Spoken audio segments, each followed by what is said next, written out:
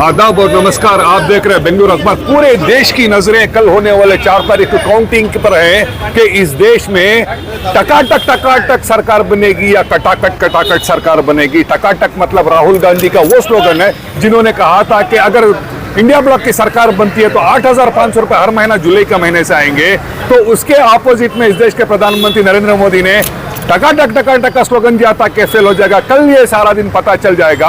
अब हम यहाँ पर पुलकेशी नगर में मौजूद है। यहाँ के एमएलए सी श्रीनिवास, उनकी पूरी टीम ने यहाँ पर राजीव गौड़ा जो कैंडिडेट हैं एमपी के कांग्रेस के लिए, उन्होंने काम किया था। इन्होंने विश्वास जताया कि बेंगलुरु के चारों कांग्रेस जीतेगी। जो बेंगलुरु नॉर्थ से राजीव गौड़ा, बेंगलुरु सेंट्रल से मंसूर अली खान और बेंगलुरु साउथ से सौम्या रेड्डी और बेंगलुरु रूरल से डीके सुरेश जीतने के इन्होंने विश्वास। इतना ही नहीं, कर्नाटक में इन्होंने कहा कि 12 से 18 सीटें कांग्रेस जीतेगी और इस इंडिया में 295 कांग्रेस की और उनके साथियों की टीम लेकर सरकार बनाएगी। आइए एमएलए सी श्रीनिवास इस बारे में बात करते हैं कि इस बारे में वो क्या कहते हैं। एमएलए सी श्रीनिवास यहाँ पर है, इनसे हम पूछते हैं कि इस बारे में वो क्या कहते हैं। सर, नाಳೆ ನಡೆಯುವಂತ ಎಣಿಕೆ ಎಷ್ಟು ವಿಶ್ವಾಸ ಇದೆ ಈ ದೇಶದಲ್ಲಿ ಹಾಗೂ ರಾಜ್ಯದಲ್ಲಿ ಏನ್ ಪರಿಣಾಮ ಬರುತ್ತೆ ಅಂತ?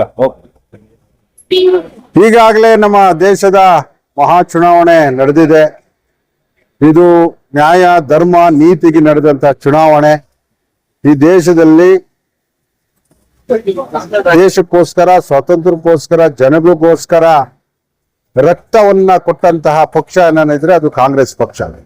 ಅಂತ ಪಕ್ಷ ಈ ದೇಶವನ್ನ ಸುಮಾರು ವರ್ಷಗಳ ಆಡಳಿತ ಮಾಡಿ ಬಡವರಿಗೆ, ದೀನ ದಲಿತರಿಗೆ ಈ ದೇಶ ಅಭಿವೃದ್ಧಿ ಆಗ್ಬೇಕಂದ್ರೆ ಕೈಗಾರಿಕೆ ಅಭಿವೃದ್ಧಿ, ಕೃಷಿ ಅಭಿವೃದ್ಧಿ, ರಸ್ತೆ ಅಭಿವೃದ್ಧಿ ಕೊಡುಗೆಯನ್ನ ಕೊಟ್ಟಂತ ನಮ್ಮ ಪಕ್ಷ. ನಮ್ಮ ಪಕ್ಷ ಬಗ್ಗೆ ಈ ಕ್ಷೇತ್ರದಲ್ಲಿ ಎಲ್ಲಾ ಜನಗಳಿಗೂ ಅಭಿಮಾನ, ಅಭಿಪ್ರಾಯ ಇದೆ. ಯಾವುದೋ ಒಂದು ಅನಿವಾರ್ಯ ಕಾರಣಗಳಿಂದ 10 ವರ್ಷಗಳ ಕಾಲ ಇಲ್ಲಿ ಬಿಜೆಪಿ ಆಡಳಿತ ಮಾಡಿ ಮೋದಿಯವರು ಪ್ರೈಮ್ ಮಿನಿಸ್ಟರ್ ಆಗಿ ಆಡಳಿತ ಮಾಡಿದ್ದಾರೆ. ಇವತ್ತು ನಾವು ನೋಡ್ತಾ ಇದ್ದೀವಿ, ಪ್ರೈಮ್ ಮಿನಿಸ್ಟರ್ ಯಾವುದೇ ಮೀಡಿಯಾದಲ್ಲಿ ಹೋಗ್ಲಿ ಏನೇ ಆಗ್ಲಿ ಬರೀ ಜಾತಿ ಧರ್ಮನ ತರ್ತಾ ಇದ್ದಾರೆ. ನಾನು ಅಲ್ಲಿ ಕೆಲಸ ಮಾಡಿದೆ, ಕೈಗಾರಿಕೆ ತಂದೆ, ಕೃಷಿ ಅಭಿವೃದ್ಧಿ ಮಾಡಿದೆ, ಬಡವರಿಗೆ ಅದು ಕೊಟ್ಟೆ ಇದು ಕೊಟ್ಟೆ ಅಂತ ಎಲ್ಲೂ ಹೇಳ್ತಾ ಇಲ್ಲ.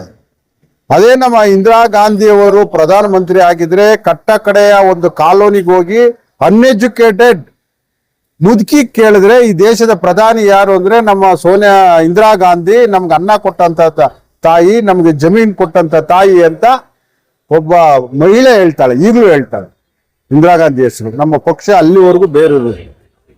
ಇವ್ರೇನ್ ಹೇಳ್ತಾ ಇದ್ದಾರೆ, ಈ ದೇಶದ ಧರ್ಮದ ಬಗ್ಗೆ ಹೇಳ್ತಾ ಇದ್ದಾರೆ. ಓಕೆ ಅಲ್ವಾ? ಒಬ್ಬ ಪ್ರಧಾನಿಯಾಗಿ ಹಿಂಗೆ ಹೇಳಂಗಿಲ್ಲ. ಅದಕ್ಕೆ ನ್ಯಾಯಯುತವಾಗಿ ಚುನಾವಣೆ ನಡೆದಿದ್ದು ಈ ದೇಶದಲ್ಲಿ ಕಾಂಗ್ರೆಸ್ ನೇತೃತ್ವದ ಇಂಡಿಯಾ ಪಕ್ಷಕ್ಕೆ 295 ಸೀಟುಗಳು ಬರಲೇಬೇಕು, ಬಂದೇ ಬರ್ತದೆ.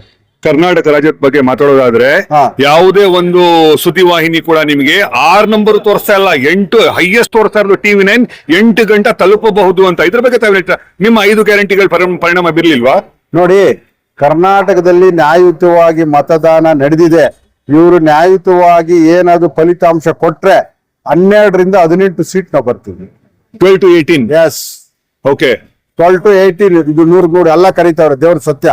ಓಕೆ ಸರ್, ಈ ದೇಶದಲ್ಲಿ ಈಗ ಮೋದಿ ಅಲೆ ಇದೆ ಅಂತ ಹೇಳ್ತಾ ಇದ್ದಾರೆ. ಈಗ ನಿನ್ನೆ ಎಕ್ಸಿಟ್ ಪೋಲ್ ಬಗ್ಗೆ ನಿಮ್ಮ ಅಭಿಪ್ರಾಯ ಏನು? ನನಗೆ ಎಕ್ಸಿಟ್ ಪೋಲ್ ಬಗ್ಗೆ ಅಭಿಪ್ರಾಯ ಇಲ್ಲ, ಅದ್ರ ಬಗ್ಗೆ ನಂಬಿಕೆನೂ ಇಲ್ಲ. ಓಕೆ. 2004ರಲ್ಲಿ ಏನಂತ ಕೊಟ್ಟಿದ್ರು ಎಕ್ಸಿಟ್ ಪೋಲು? 250 ಸೀಟ್ ಬಿಜೆಪಿ ಬರ್ತದೆ ಅಂತ. ಎಷ್ಟು ಬಂತು? 138 ಬಂತು 2004 ರಿಸಲ್ಟ್ ಅಲ್ವಾ? ಓಕೆ.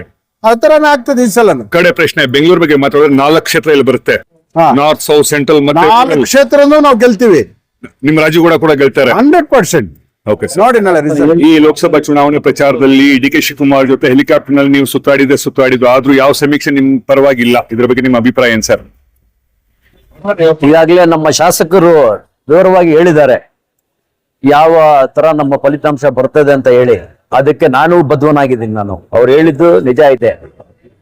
ಮತ್ತು ಈ 23ನೇ ಅಸೆಂಬ್ಲಿ ಎಲೆಕ್ಷನ್ ಅಲ್ಲಿ ಇದೇ ಕ್ಷೇತ್ರದಲ್ಲೂ ಹೇಳಿದ್ರು, ಈ ಕ್ಷೇತ್ರದಲ್ಲಿ ಕಾಂಗ್ರೆಸ್ ಬರಲ್ಲ ಅಂತ ಹೇಳಿ.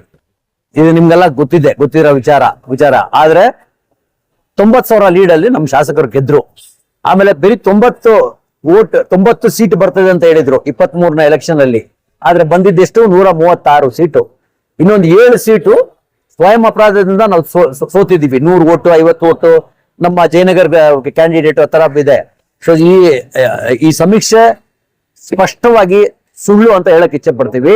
ಕರ್ನಾಟಕದಲ್ಲಿ ಮಿನಿಮಮ್ 12 ಸೀಟ್ ನಾವು ಗೆಲ್ತೀವಿ ಮತ್ತು 16 ಸೀಟ್ ನಾವು ಟಚ್ ಮಾಡಬಹುದು. 12ರಿಂದ 16 ಟಚ್ ಮಾಡ್ತೀವಿ ಮತ್ತು ಇಂಡಿಯಾ ಒಕ್ಕೂಟವಾಗಿ 300 ಸೀಟ್ ಮೇಲೆ ದಾಟಿ ಸರ್ಕಾರ ನಾವು ನಮ್ಮ ಪ್ರೈಮ್ ಮಿನಿಸ್ಟರ್ ಆಗ್ತಾರಂತ ನಮ್ಗೆ ಸಂಪೂರ್ಣವಾದ ಮಾಹಿತಿ ಇದೆ, ನಂಬಿಕೆ ಇದೆ. ಯಾಕಂದ್ರೆ ಇಡೀ ಜನ ಬೆಂಬಲ ಕೊಟ್ಟಿದ್ದಾರೆ, ಇಡೀ ದೇಶದಲ್ಲಿ ಬೆಂಬಲವನ್ನು ಕೊಟ್ಟಿದ್ದಾರೆ. ರೈತರು ನಮ್ಮ ಪರವಾಗಿದ್ದಾರೆ. ಈ ದೇಶದಲ್ಲಿ ರೈತರು ಯಾವ ಪರವಾಗಿ ಇದ್ದಾರೋ ಅದೇ ಪಾರ್ಟಿ ವಿನ್ ಆಗೋದು. ಈ ರೈತರಿಗೆ ಏನ್ ಮೋಸ ಮಾಡಿದಾರಂತ ಎಲ್ರಿಗೂ ಗೊತ್ತಾಗಿದೆ.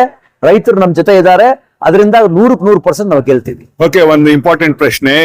23ರಿಂದ ಈಗ 1 ವರ್ಷ ಆಗಿದೆ. ನಮ್ಮ ಎಸ್ ಸಿ ಶ್ರೀನಿವಾಸ್ ಅವರ 1 ವರ್ಷದ ಆಡಳಿತ ಅಂತ ತಾವು ಹೇಗ್ ನೋಡ್ತೀರಾ? ನೀವು ಈ ಕ್ಷೇತ್ರದ ಒಬ್ಬ ಮತದಾರ. ಒಂದು ಅಭಿವೃದ್ಧಿಯ ದಾರಿಯಲ್ಲಿ ಹೋಗ್ತಾ ಇದೆ. ಖಂಡಿತ ಇನ್ನು ಮೊನ್ನೆ 1 ವರ್ಷ ತುಂಬಾ ಶಾರ್ಟ್ ಪೀರಿಯಡ್. 1 ವರ್ಷದಲ್ಲಿ ಬಡ್ಜೆಟ್ ಆಗ್ಬೇಕು ಮತ್ತು ಅಭಿವೃದ್ಧಿ ಆಗ್ಬೇಕು, ಅದೆಲ್ಲ ಇಮಿಡಿಯೇಟ್ ಆಗಿ 1 ವರ್ಷದಲ್ಲಿ ಇದಾಗಲ್ಲ. ಆದ್ರೂ ಈ ನೀರಿನ ಅಭಾವ ಇತ್ತು ಮತ್ತು ಸುಮಾರು 10 ವರ್ಷ ನಮ್ ಕೆಲಸ ಆಗಿರ್ಲಿಲ್ಲ. 13ರಿಂದ 23 ತನಕ ಸಂಪೂರ್ಣವಾಗಿ ಕೆಲಸ ಆಗಿರ್ಲಿಲ್ಲ. ಇದೇ ಶಾಸಕರ ಪರವಾಗಿ, ಹಿಂದೆ ಇದ್ದ ಶಾಸಕರ ಪರವಾಗಿ ಆಗಿಲ್ಲ. ಕಾರ್ಪೊರೇಟರ್ಗಳು ಕೆಲಸ ಮಾಡಿದ್ದಾರೆ, ಹಿಂದೆ ಇದ್ದ ಎಲ್ಲ ಕಾರ್ಪೊರೇಟರ್ಗಳು ಕೆಲಸ ಮಾಡಿದ್ದಾರೆ. ಆದ್ರೆ ಮುಖ್ಯವಾಗಿರೋದು MLA ಕೆಲಸ 10 ವರ್ಷ ಆಗಿಲ್ಲ. ಈ 10 ವರ್ಷದ ಕೆಲಸವನ್ನ ಮ್ಯಾಚ್ ಮಾಡಕ್ಕೆ ಖಂಡಿತ ಸ್ವಲ್ಪ ಕಾಲಾವಕಾಶ ಬೇಕು. ಈ 1 ವರ್ಷದಲ್ಲಿ ಒಳ್ಳೆ ಕೆಲಸಗಳಾಗಿದೆ. ನೀರಿನ ತೊಂದರೆ ಜಾಸ್ತಿ ಇತ್ತು, ಅದನ್ನ ಸಾಲ್ವ್ ಆಗಿದೆ ಮತ್ತು ಸುಮಾರು ರೋಡು ಚರಂಡಿ ಅಭಿವೃದ್ಧಿ ಆಗಿದೆ. ಮುಂದಿನ ದಿನಗಳಲ್ಲಿ ಖಂಡಿತ ಒಳ್ಳೆ ಕೆಲಸಗಳಾಗ್ತದೆ ಮತ್ತು ಈ 1 ವರ್ಷದಲ್ಲಿ ಕಾಂಗ್ರೆಸ್ ಪಕ್ಷ ಶಕ್ತಿ ಆಗಿದೆ.